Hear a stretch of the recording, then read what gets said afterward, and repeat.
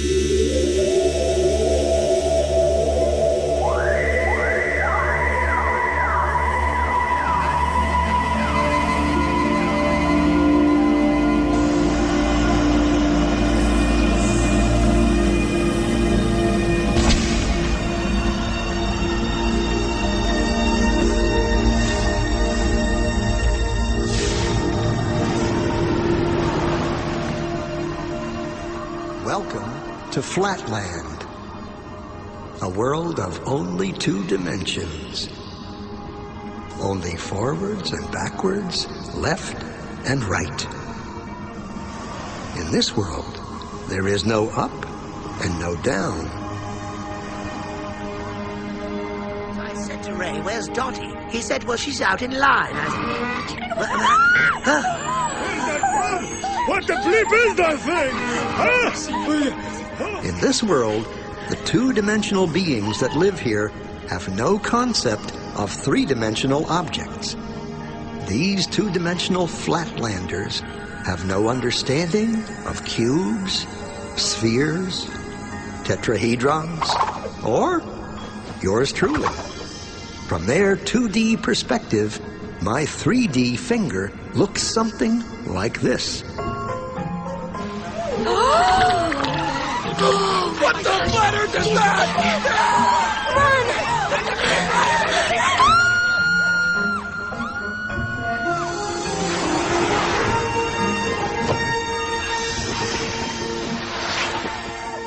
Hello, little circle.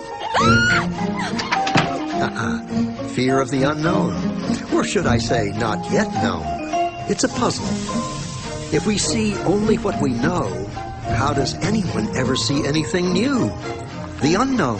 How do we ever get out of our box? Hello, little circle. Don't be afraid. Who said that? Where are you? This is always the tricky part to explain. I'm in another dimension, another space. I am above you. Never use that word. What word? The A word. Above? It's forbidden. Well, what do you think it means? I don't know. And I don't want to know. You can be severely punished if you use that word. Are you a ghost? I hope not.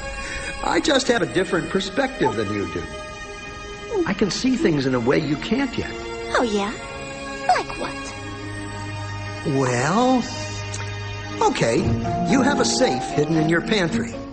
And inside it, you have 12 coins, a will, and a passport. How did you know that? What are you? Are you a god? Well, no more than you. You see, since I am above you, in the 3rd dimension, I can see inside things in your world. 3rd dimension? You are a crazy ghost. There's only 2. Look. So, if I were to touch the inside of your stomach, how would I do that? Well, you'd have to cut through my skin. Otherwise, it's impossible.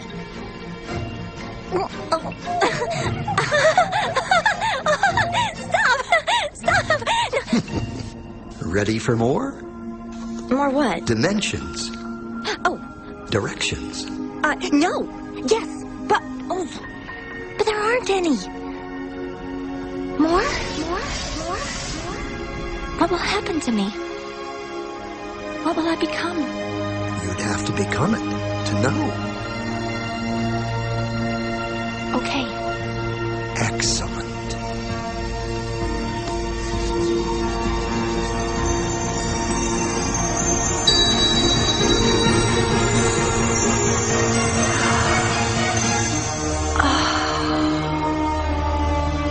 I never knew.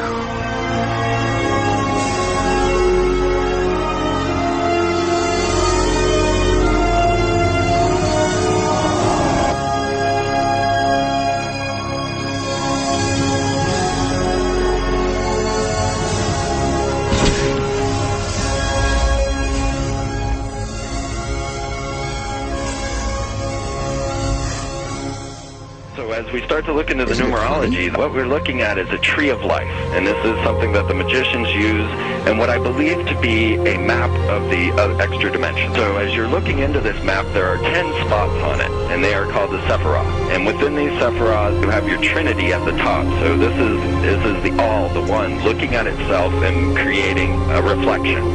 You go up from the bottom up to the top, you have 10 points, 10 being God. 10 being the hermaphroditic symbol, 1 and 0. So as you come up to 10, that is their God. That is 10. That is the hermaphrodite. But if you stop at 9 and you skip to 11, skipping God, then you are a Luciferian. Because 11 is the number of the magician. It's the one step above. Once you have accomplished the tree of life, you are now the magician. You are one above 10. But they're doing it by skipping God. That's the symbolism of 9/11.